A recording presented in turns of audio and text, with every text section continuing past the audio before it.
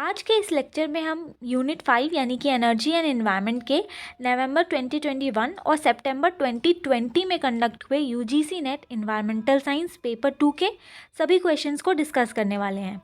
तो स्टार्ट करने से पहले अगर आपने मेरे चैनल को सब्सक्राइब नहीं किया है तो प्लीज़ सब्सक्राइब कर लीजिए, इस वीडियो को लाइक कर दीजिए और मुझे ताकि थोड़ा सा मोटिवेशन मिल सके। और अगर एंड में अगर आपको वीडियो पसंद आता है तो कमेंट करके ज़रूर बताइए। तो चलिए स्टार्ट करते हैं। सबसे पहला क्वेश्चन है, a gas fired combined heat and power plant produces 5000 megawatt hour electricity and a heat of 30,000 gigajoule. If the input energy required to run the power plant is 60,000 gigajoule, the efficiency of the plant is. तो ये question हमारा को generation के concept से आया हुआ है। तो आइए देखते हैं कि इसका सोल्यूशन क्या होगा। तो यहाँ पे ये आपके स्क्रीन के सामने इसका सोल्यूशन है।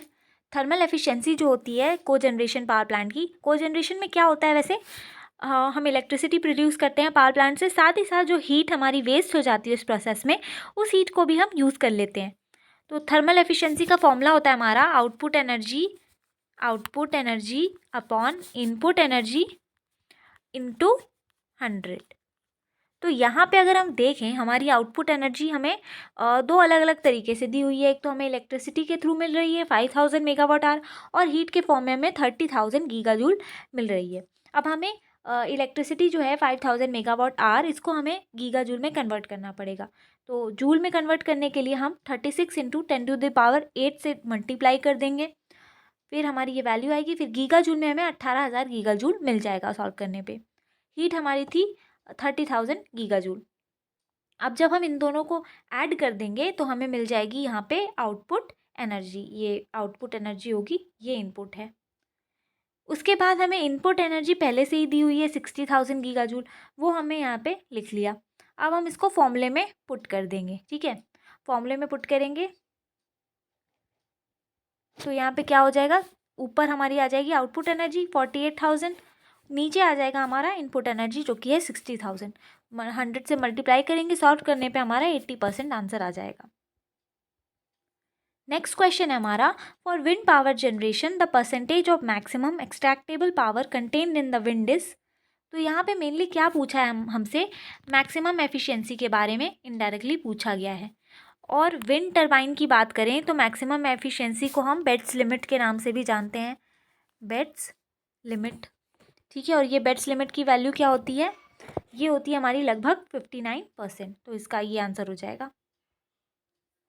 नेक्स्ट क्वेश्चन है हमारा, the ash content in coal used in stand alone thermal power plant in India should not be more than. तो इसका सही आंसर है हमारा 34%।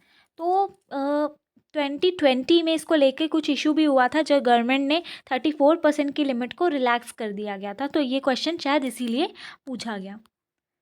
नेक्स्ट क्वेश्चन है, which of the following mixture of gases can be found in biogas. ठीक है, कौन सी mixture of gases हमें बायोगैस में पाई जाती हैं। तो ये क्वेश्चन कई बार पिछले कई सालों में रिपीट हो चुका है, तो ये इंपॉर्टेंट हो जाता है। तो बायोगैस में हमें पता है कि NO गैस नहीं होती, N2O गैस नहीं होती, और NO गैस भी यहाँ पे भी नहीं होती। तो करेक्ट ऑप्शन हमारा बी हो जाएगा, carbon dioxide, methane, ammonia, hydrogen sulphide और वाटर वेपर। नेक्स्ट क्वेश्चन है हमारा, एनर्जी क्रॉप्स के बारे में कुछ स्टेटमेंट दिए हुए हैं। आर फास्ट ग्रोइंग प्लांट, बिल्कुल सही बात है। Can be grown on degraded waste, saline और वाटर लॉग लैंड, ये भी बिल्कुल सही है, क्योंकि एनर्जी क्रॉप्स ऐसे क्रॉप्स होते हैं कि हम इनको खराब से खराब सॉइल में भी उगा सकते हैं, इनकी ग्रोथ अच्छी होती है। Can not be use to produce liquid fuels, ये गलत हो जाएगा, लिक्विड फ्यूल्स भी हम बना सकते हैं इनसे।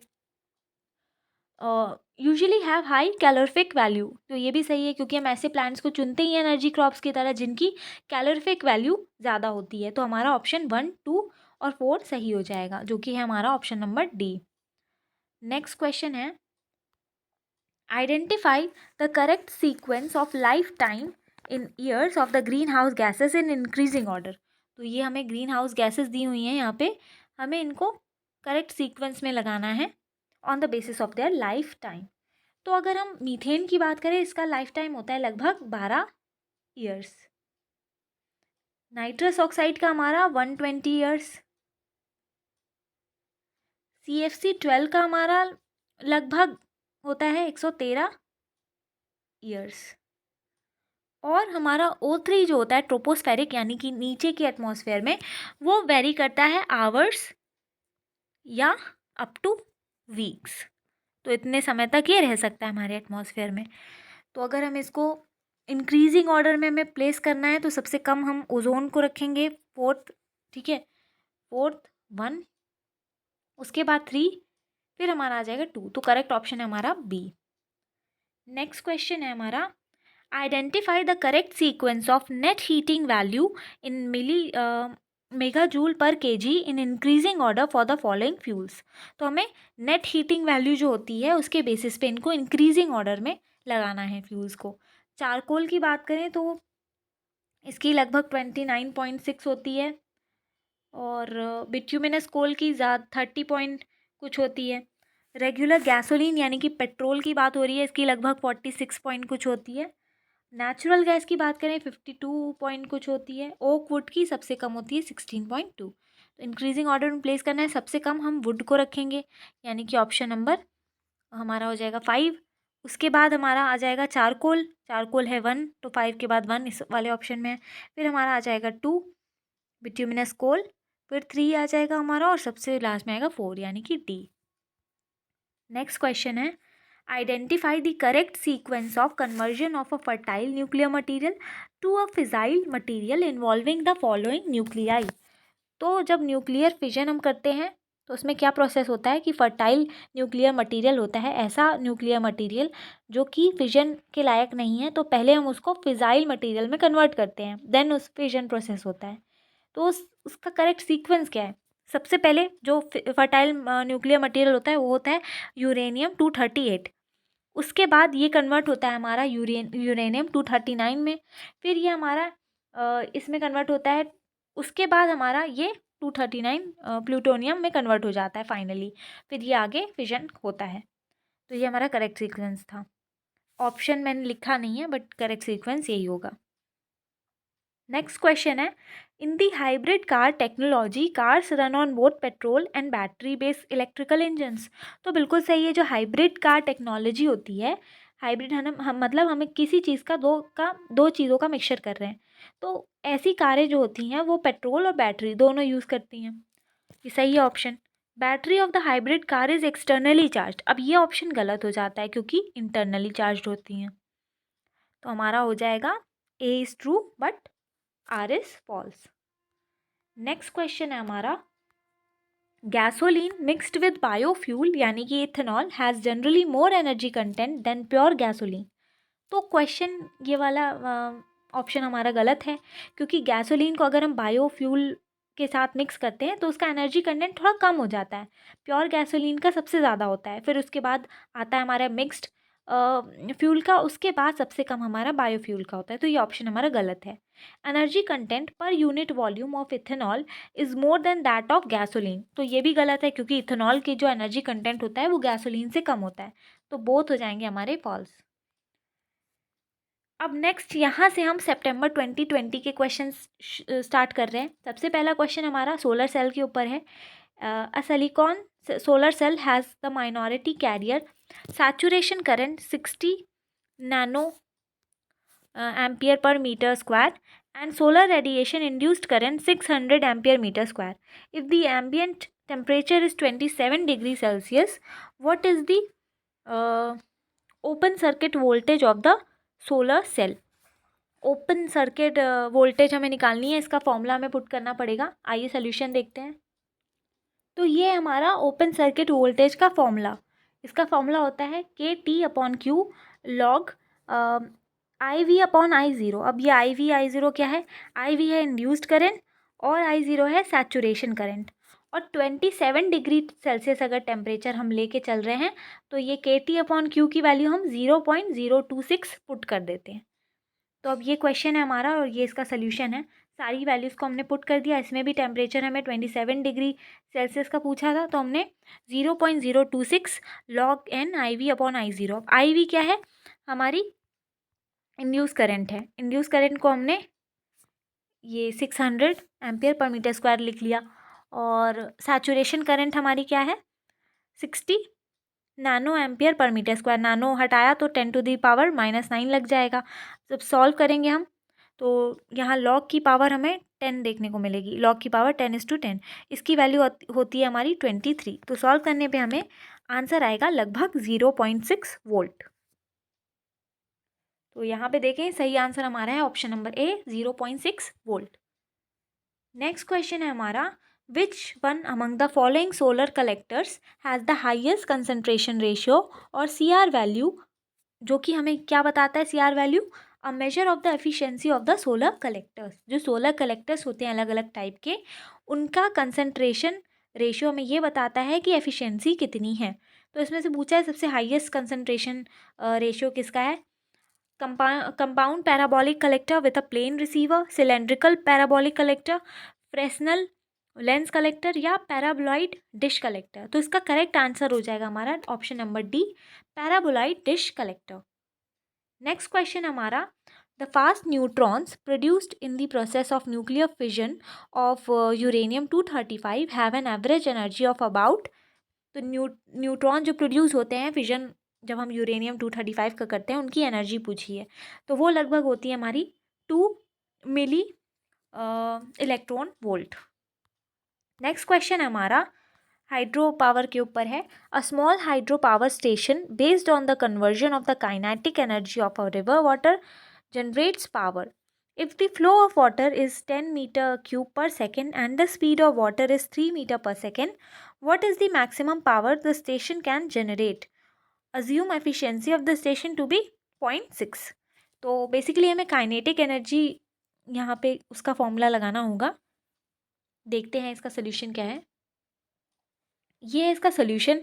अब काइनेटिक एनर्जी का फॉर्मूला क्या होता है हाइड्रो पावर के केस में, हाफ रो ए वी का क्यूब, ठीक है, जिसमें से कि रो हमें बताता है डेंसिटी ऑफ वाटर, ए हमें बताता है एरिया और वी है हमारा स्पीड ऑफ वाटर। तो एरिया को हम इस फॉर्मूले से भी जानते हैं Q/V।